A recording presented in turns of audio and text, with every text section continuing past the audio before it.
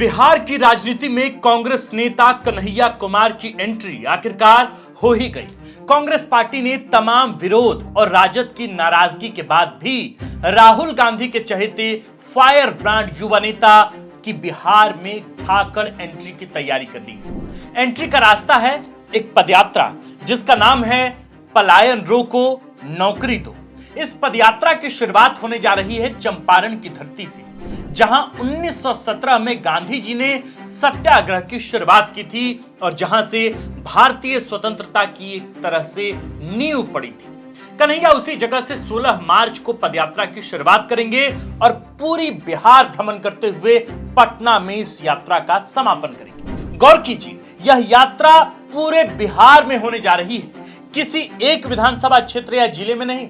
संदेश साफ है, कन्हैया कुमार किसी बड़ी जिम्मेदारी के तहत बिहार भेजे गए हैं। वे चुनाव लड़ेंगे या नहीं, इससे पर्दा जल्द उठेगा, लेकिन बिहार में कांग्रेस को मजबूत करने की बड़ी जिम्मेदारी उन्हें यानी कन्हैया कुमार को दे दी गई। पिछली बार कन्हैया कुमार ने 2019 में सीपीआई के टिकट पर बेगूसराय से सांसदी का चुनाव लड़ा था, लेकिन वे हार गए थे। फिर वे कांग्रेस में शामिल हुए, लेकिन बिहार की राजनीति से दूर ही रहे। कांग्रेस में रहते हुए इस बार फिर उन्होंने दिल्ली से किस्मत आजमाई, लेकिन दूसरी बार भी उन्हें हार का सामना करना पड़ा। अब जाकर कांग्रेस ने उन्हें बिहार में ही तैनात करने का फैसला ले लिया है और बड़े आयोजन के साथ उनकी बिहार की सियासत में एंट्री कराई जा रही है। सवाल है कि कांग्रेस कन्हैया कुमार को बिहार में इतनी बड़ी जिम्मेदारी देकर आखिर क्या हासिल करना चाहती है, क्योंकि राजद को यह बात पहले भी रास नहीं आई थी, अब भी रास नहीं आएगी। अपने सहयोगी दल को नाराज करने का रिस्क कांग्रेस आखिरकार क्यों उठा रही है, वो भी चुनाव से ठीक 8 महीने पहले। साथ ही यह भी सवाल है कि आखिर राजद को कन्हैया से इतनी परेशानी क्यों है। तेजस्वी क्यों नहीं चाहते कि कन्हैया किसी भी रूप में बिहार में नजर आए। और सवाल यह भी है कि अब जब कन्हैया की एंट्री हो रही है तो राजद आखिरकार क्या प्रतिक्रिया देगा। बिहार में गठबंधन के स्वरूप पर इसका क्या असर पड़ेगा। कन्हैया कुमार की एंट्री से गठबंधन कितना मजबूत होगा या फिर इसके बरक्स कमजोर होगा।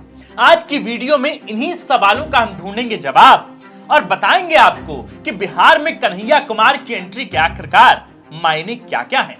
कन्हैया के आने से कांग्रेस और खासकर राजद की सेहत पर इसका क्या असर पड़ेगा। नमस्कार, हमारा नाम है आकाश आनंद और आप देखना शुरू कर चुके हैं बिहार की राजनीति का सबसे सटीक, सबसे विस्तृत विश्लेषणात्मक कार्यक्रम, जिसका नाम है सियासी कहानियां।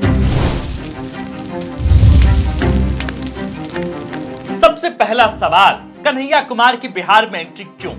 देखिए, कांग्रेस बिहार में अपने लिए नई जमीन की तलाश कर रही है। 243 सीटों की विधानसभा में सिर्फ 19 सीटों पर सिमट चुकी कांग्रेस निर्णायक भूमिका में आना चाहती है। इसलिए राजद के साथ गठबंधन न होते हुए भी कांग्रेस के लिए जरूरी है कि वह अपने संगठन पर काम करे और उसे मजबूत करे, चुस्त दुरुस्त करे। इसका फायदा यह होगा कि मजबूत संगठन के दम पर सीटों के बंटवारे में कांग्रेस अधिक सीटों पर अपनी दावेदारी कर सकेगी। इसलिए कन्हैया पूरे राज्य में घूम घूम कर पदयात्रा करेंगे ताकि संगठन मजबूत हो सके। वे नौकरी और पलायन के मुद्दे को उठा रहे हैं ताकि युवा वर्ग उनसे जुड़ सके। दूसरी बात भी करते हैं। दूसरी बात यह कि कांग्रेस बिहार में अपने लिए नेता भी ढूंढ रही है और वो संभावनाएं उन्हें कन्हैया कुमार में नजर आती है। जेएनयू जैसे प्रतिष्ठित संस्थान से पीएचडी, अच्छी राजनीतिक और वैचारिक समझ, शानदार बोलने की क्षमता जैसे तमाम गुण कन्हैया कुमार में पहले से हैं। और सबसे बड़ी बात तो यह कि वे राहुल गांधी के करीबी भी हैं। साथ ही युवाओं के बीच कन्हैया का क्रेज गजब का है। उन्हें देखने और देखने से ज्यादा सुनने के लिए युवाओं की भीड़ उमड़ पड़ती है। ऐसे में जब बिहार में युवाओं के मुद्दे इस बार हावी रहने वाले हैं तो कांग्रेस ने ऐसे चेहरे का चुनाव किया है जो युवाओं के बीच खासी लोकप्रिय रखता हो और जिसके युवाओं के मुद्दे की समझ और समाधान दोनों। हालांकि यह कहना जल्दबाजी होगी कि कांग्रेस उन्हें बिहार में क्या पद देने जा रही है, लेकिन लंबी राजनीतिक महत्वाकांक्षाओं की पूर्ति के लिए कन्हैया को तैयार किया जा रहा है। इस बात की संभावना प्रबल है कि वे कन्हैया कुमार इस बार बिहार विधानसभा का चुनाव भी लड़ेंगे। दूसरा सवाल है कि आखिर राजद क्यों नहीं चाहता कि कन्हैया की बिहार में एंट्री हो। दरअसल लालू यादव तेजस्वी यादव को मुख्यमंत्री बनाना चाहते हैं अब तक के समीकरण में अगर महागठबंधन की सरकार बनती है तो तेजस्वी यादव ही मुख्यमंत्री होंगे, यह लगभग तय हो चुका है। और सत्य तो बात यही है कि समीकरण में किसी तरह का बदलाव राजद नहीं चाहती। देखिए, राजद दो चीजें चाहती है। पहला कि कोई युवा नेता तेजस्वी जितना प्रभावी ना हो, और दूसरा कि कोई यादव नेता तेजस्वी के टक्कर का ना हो। इसलिए राजद न कन्हैया को बिहार में देखना चाहती है और न ही पप्पू यादव को। पप्पू यादव को इसी कारण पिछली बार पूर्णिया से निर्दलीय चुनाव लड़ना पड़ा था, जबकि वे अपने पार्टी का विलय कांग्रेस के साथ कर चुके थे।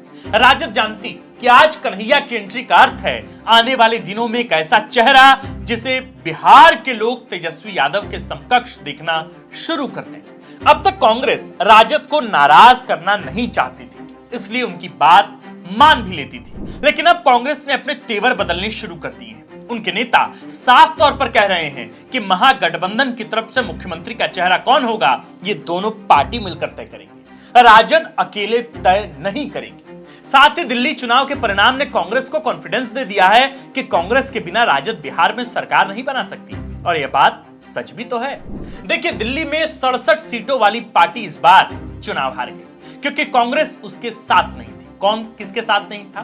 कांग्रेस आम आदमी पार्टी के साथ नहीं थी। बिहार में भी यही हो सकता है, इसलिए राजद किसी भी कीमत पर कांग्रेस को अलग लड़ने के लिए मजबूर नहीं करना चाहेगी, क्योंकि अगर ऐसा होता है तो जितना नुकसान कांग्रेस का होगा उससे कहीं अधिक नुकसान राजद को होगा, क्योंकि कांग्रेस 19 सीटों की पार्टी है। अगर वह अकेले लड़ी तो कम से कम अन्य सीटों पर उसका संगठन तो विस्तार होगा ही। उनके पास खोने के लिए बहुत कुछ तो नहीं है, जबकि राजद 77 सीटों की पार्टी है। कांग्रेस के अलग लड़ने से राजद को भारी नुकसान होगा। सत्ता से दूर होने की दर्द राजद को अधिक होगी, इसलिए कांग्रेस को अब राजद के हिसाब से चलने की जरूरत नहीं।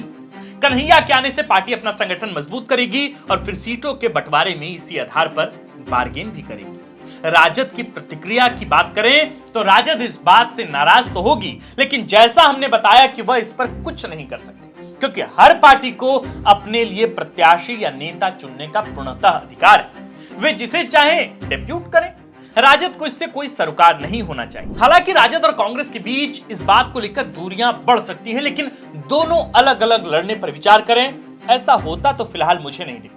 यानी सीधे शब्दों में कहें तो कन्हैया के आने से बिहार में कांग्रेस तो मजबूत होगी, लेकिन महागठबंधन की नींव कमजोर हो सकती है। फिर भी गठबंधन टूटेगा नहीं। कांग्रेस खुद को लंबी राजनीति के लिए तैयार कर रही है और यह राजद भलीभांति समझ रही है, लेकिन वे कांग्रेस का दामन भी तो नहीं छोड़ सकती। कन्हैया की बिहार में एंट्री का एक दूसरा पक्ष है कि बिहार कांग्रेस के भी कई नेता कन्हैया की राज्य में सक्रिय भागीदारी को लेकर नाखुश है। पार्टी के वरिष्ठ नेताओं ने अपनी नाराजगी व्यक्त भी की है। बिहार कांग्रेस के कई वरिष्ठ नेता को यह पसंद नहीं आया, या यूं कहें कि पसंद नहीं आ रहा कि पार्टी के बड़े फैसलों में कन्हैया की भागीदारी बढ़ रही है। उन्हें डर है कि कन्हैया के आने से पुराने नेताओं का कद छोटा हो सकता है। जाहिर है, नए चेहरे के आने से पुराने लोगों को समस्या तो होगी। कुछ नेताओं ने इस यात्रा को लेकर यह भी सवाल उठाए हैं कि इस तरह के फैसले से पूर्व में बिहार कांग्रेस के नेताओं से कोई चर्चा तक नहीं की गई। हालांकि कांग्रेस कन्हैया की लॉन्चिंग को लेकर बिल्कुल तैयार है। 16 मार्च को वे पलायन रोको नौकरी दो पदयात्रा की शुरुआत करने जा रहे हैं। कौन? कन्हैया कुमार। यह कार्यक्रम कांग्रेस की रिवाइवल के लिए जरूरी तो है। हालांकि यह वक्त ही बताएगा कि कन्हैया इस पदयात्रा से कांग्रेस को कितना फायदा पहुंचाने में कामयाब होते हैं। लेकिन एक बात तो राजद को भी समझनी होगी, वो भी कायदे से, कि अगर कन्हैया के आने से कांग्रेस मजबूत होती है, उनका संगठन मजबूत होता है, तो गठबंधन भी मजबूत होगा। सीट बंटवारे का समीकरण जो भी हो, राजद के सत्ता में आने के लिए जरूरी है कि कांग्रेस का भी स्ट्राइक रेट अच्छा खासा रहे।